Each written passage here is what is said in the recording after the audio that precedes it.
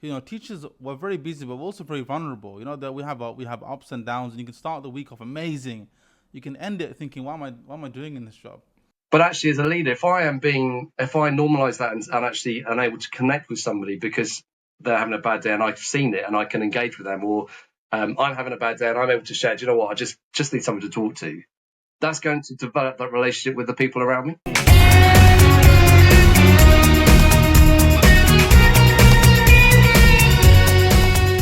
Today I'm here with James Barringer. Now I wanted to ask James on his thoughts relating to coaching and leadership, as these are things that have sparked a lot of interest recently. So I wanted to ask you, James, from your perspective and your wide experience, what are the key qualities or characteristics that make a great leader in schools? It's a great question, isn't it? I mean, there's so many books being written about what makes a good leader, and there's been films as well that we made about it. So for me, I think it's somebody who lives by their values. And I was talking to a number of people in terms of what makes a good leader, and one of the words we came down to was being authentic. And we were trying to find, so what is it like being authentic? It's being real to myself and being real to the people who I'm speaking to. And of course, if you're authentic and you're willing to make mistakes and own up for those mistakes as well as the successes, and you go into work and you're having a bad day, and you've got a colleague say, "Look, I'm just having a really bad day," and you're willing to be open to that. It's like if you watch Shrek. So there's the little bit between Shrek and Donkey. Layers! Onions have layers. Ogres have layers. Onions have layers. You get it. We both have layers. That's exactly how we are, isn't it? We deal a lot with kids, and we're always listening, and we're always engaging, and we're always looking to see what is going on underneath the surface. If somebody's acting out of turn, is that really them, or is that something else? But we don't do. I would say that sometimes we're very good at walking through the staff room and somebody's saying, "Oh, how are you doing?" "Oh, I'm fine, thanks." "I'm good. I've had a really good morning," and not actually being real about the fact that you might have had. Actually, do you know what? We're moving house, and that's pretty stressful. Or I'm going through something at home, or there's the person I had this morning in my lesson. I just could not engage with them, and they did not, for whatever reason, want to engage with whatever I was trying to teach. And just being that, having that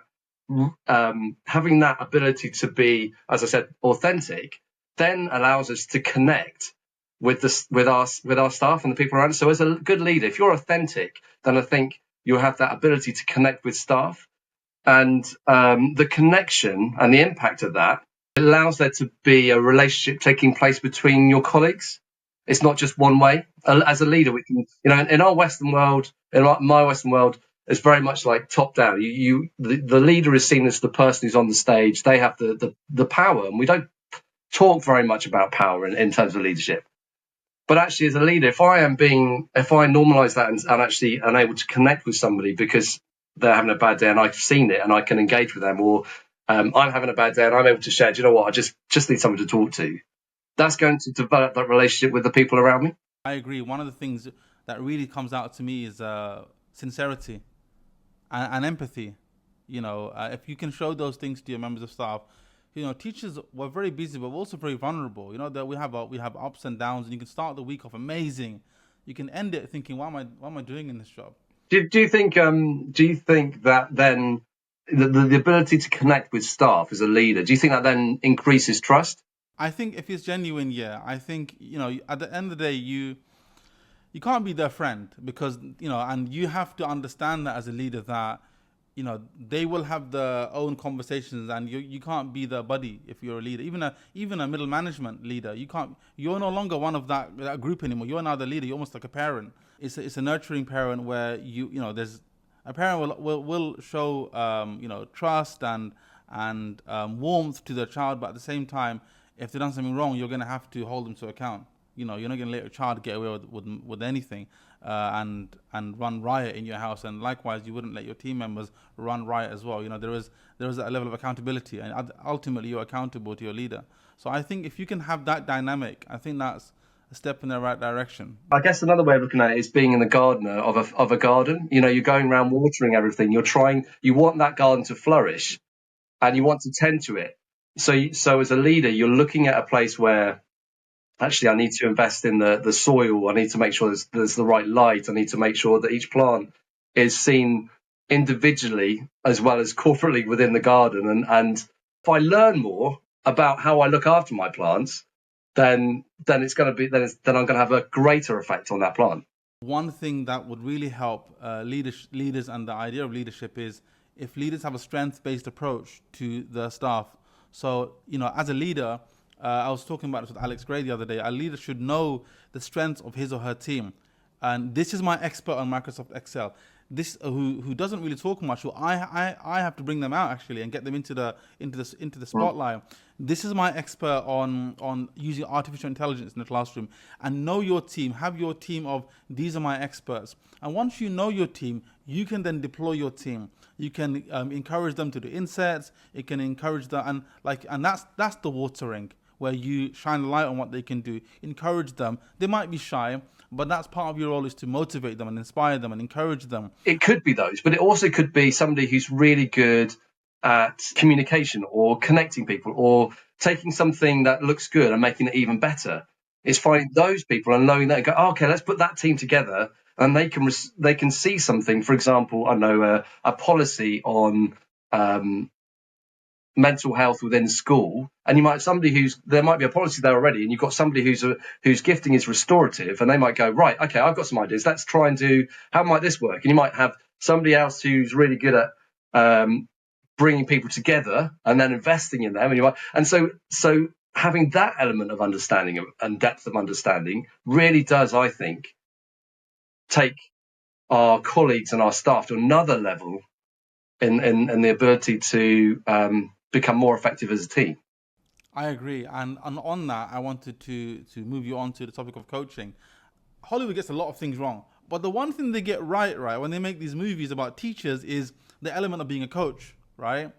And that's one thing they absolutely, when it's good, they do it well. You know, why is Coach Carter so good? Because of the coaching element. It's not because he's an amazing subject leader, you know, and I think in the current day and age, from my opinion is, and I spoke to Sam Moyne, who we're both acquainted with, my opinion is that teachers need to, we have to train ourselves up again on becoming coaches, because young people need that. The only way they're going to turn away from these social media moguls that are telling them all kind of nonsense, random advice, and the only way we're going to turn them to us, the educators, is if we start speaking the language of coaching. Because what we don't want is them, you know, there's all this. Sam told me that one of the people he's coached is this kid that was following a morning routine on YouTube, which is for grown men. You know, he wakes up, he's a teenager, he wakes up, he goes for a 6 a.m. run, he comes back, he makes a juice. I'm like, oh, you're a kid. You need to just, dial it back. So I think, in my opinion, what I found is there's a huge need. I wish that they start putting this into ITT, initial teacher training, because teachers need to become coaches in some respect. They need to learn the language of coaching, because it is not enough for our students to look at us as experts in our subject. That's not enough. We're doing them a disservice if we're not also guiding them and coaching them on the decision that they make. I think it's because, well, for me, I think there's two things. One, it provides personalized, accelerated growth, and also it increases well-being. So on the one hand, with well-being, we are as teachers, we're really good at looking out for all our kids, making sure all pupils, making sure they're doing okay. They walk through the door. You can see somebody's having a hard time. Maybe they've had an argument in the morning, or there's something that happened that isn't quite themselves, so we've checked in on them, all that kind of stuff. But actually, for teachers, there isn't. We often are put ourselves second in terms of being heard. The thing about coaching is it allows us to sit in a space where we hear ourselves speak, we are listened to, we're valued in that moment. Because school is like we travel at 1,000 miles an hour from beginning to end, the fact that we have a space in the week where we sit down for an hour and go, right, this is the thing that's really bothering me at the moment, or this is the strength I want to try and get even better. The fact that we can sit down and be listened to about that and have good questions drawing things out of us is priceless, because actually we come out of that going, wow, I feel amazing. I've just been listened to that. I've got a couple of things that I need to work on going away, which are personalized to me, not because they've been given to everybody else in the school. And as a result of that, we start to see accelerated growth. So, and that for me, that was the thing that I was just like, I was blown away when I've been coached a number of times over the last couple of years. And those are the two things I've looked at myself and my identity and who I am, and it's improved my understanding of myself. And because it's improved the understanding of myself, it's allowed me to grow faster, and which has then had an impact on my students, because I'm starting to understand the whole concepts of, asking good questions, be able to listen to understand as opposed to listen to just know. I've been able to set out targets for myself, and then I've started applying that in the different subjects that I do. So I wanted to ask you, what role does coaching play in developing leadership skills among teachers and middle leaders? I think for the middle leaders, it gives, like I say, a space for somebody to reflect on where they are. If they've taken on maybe a head of department, of my experiences is sometimes you can go into that, you've been given the job, and then you might have a SWOT, or you might have an appraisal sometime during that time, and you will have a line manager to speak to. But sometimes you can quite often get left to doing, particularly if you're a subject on its own. If you're in a team, that's different, because you get to kind of move around with people. But again, when you're the head of your own department, yeah. So for example, for me, I took on a job, theology, philosophy, and religion, and I had a great guy who was my mentor in that, and coaching at that time wasn't something that I did. But had I had that, I probably would have had achieved some of my targets faster, because I had that space to sit down and work it out for myself. My next question to you relates to accountability. So, this person has got something wrong, and the first question should be, are you okay? How are you feeling? Well, what if that person continues to make that mistake and continue to make that error? How can leaders effectively balance accountability on the one hand and then supporting the staff on the other? If we can communicate well and stay relational, and make the conversation safe, then hopefully the person is more willing to hear what we have to say. If we're coming, I know sometimes if I'm dealing with my kids, if I'm cross with my kids and they've done something wrong, the likelihood is they may not hear what the correction is that they need, because I've done it in a way I've put it in an emotional package that they're not able to receive. But actually, if I'm able to stop and go, actually, do you know what? You made a mistake. What's going on here? And they're able to say, okay, yeah, I made a mistake, because and they'll receive that much better. I think the challenge for us at school is because we're all adults. There's that standard, isn't there? Of actually, I think I need to act in this way, and I've got to be professional, and that's important. And holding something to account and saying, actually, do you know what? You're not being professional in this manner. But then saying to that person, why don't you go and get some coaching on that particular issue and see what comes up? Is that, it's hard. Conflict is always hard. And in school, it's really important to do it well, because we want to be following leaders who are invested in us enough to go, I'm going to hold you to account here. I know, so one of the things that I say, which somebody said to me that was really helpful, was the fact that I come to a conflict to somebody and I'll say, I hope you don't mind, but I need to have a difficult conversation with you.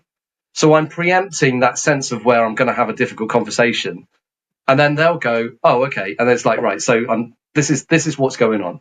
And then I'll say, and then that allows them to unpack it and come back to me. And then I can then say, well, what's going on from there, So basically, prepare the ground, as it were. Prepare the ground and say, right, this is set the tone.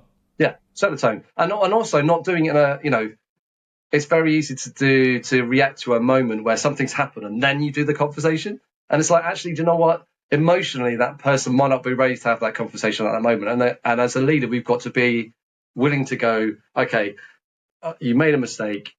Let's set a time to have a conversation tomorrow lunchtime or tomorrow at school or whatever it is. Once things have cooled off a little bit. And you don't know what they've experienced in the last school. So in this school, it might be, we do it differently. We're very relational. We work really hard to work it through and understand what's going on. In the school they went to before, it may well be that they got hit over the head, with a bombardment of words, and they were shamed in front of the staff because of, they made a mistake, and the heads come into the staff room and saying, "Oh, why did you do that in front of everybody?" And it's like, okay, so that in that environment they've been shamed. So when they're expecting the same thing when they come to the next school, and it's like, how do you present that in such a way that's like, actually, this is safe? I like the idea of setting the tone. And like statements like, we have to have a different conversation. We're gonna have to have a difficult conversation, or can I see you after school today, please, just for a little chat. I think it comes back to having a leader who is willing to invest, who sees different staff and their strengths and what they're good at. So, for example, I'm trying to think of, I had a friend of mine who he's amazing at asking questions. He was a rugby coach, and it was great to see how with him it was a way that he related to the kids, which caused it was great to see that. He was so good at asking a question that then allowed the kids to grow in confidence within their lesson. And he was also really good at, when we were in together within group situations, asking particular questions that allowed everybody to thrive within the conversation. And that meant that other people within that group would then be able to go off and would reflect on the conversation much more effectively, and then that would have a knock-on effect on terms of how they relate to their kids, or I keep calling kids, students and pupils.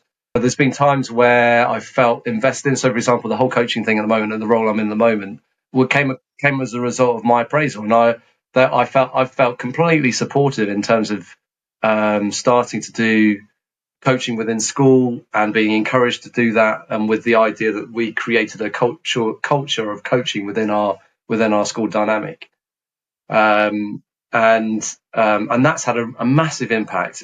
From just at the moment, one of the things I'm thriving on is seeing how everybody else is thriving. I'm loving seeing everybody else's successes as a result of just engaging with reflection and coaching. With coaching, it's not. The funny thing about coaching is it could be all about me, and it could be that, oh, James is an amazing coach, or blah, blah, blah, blah. But actually, it's not. Coaching is very much, as long as you've got somebody who can ask good questions and listen and has a basic structure. If they're fairly good at it, the growth comes from the person and what they're bringing to the coaching session.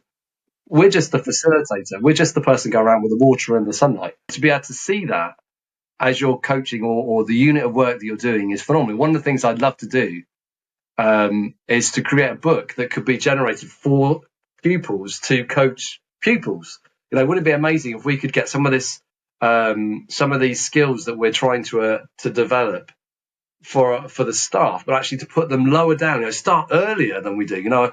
Oftentimes a number of my friends, they're all in their mid 30s or 40s because they've got to the point where they've had a lot of life experience, and they know what works, they know what doesn't work, and actually they want to reflect on that. But actually, if we started off with whatever level, in my school it'd be year 8 or year 9 or in GCSE and A level, and say, for example, let's say you took A level students and they did some coaching courses and they learnt those skills, which meant that they could then work with the year 7s and then do coaching courses with that. I mean, if we've talked about all these skills that are coming up, the ability to reflect, the ability to ask great questions, the ability to listen more effectively, the ability not to give advice, the ability to set up a number of steps for the person to take away and work with. Wouldn't that be amazing? What kind of a culture would that be if we could generate that in our school environment?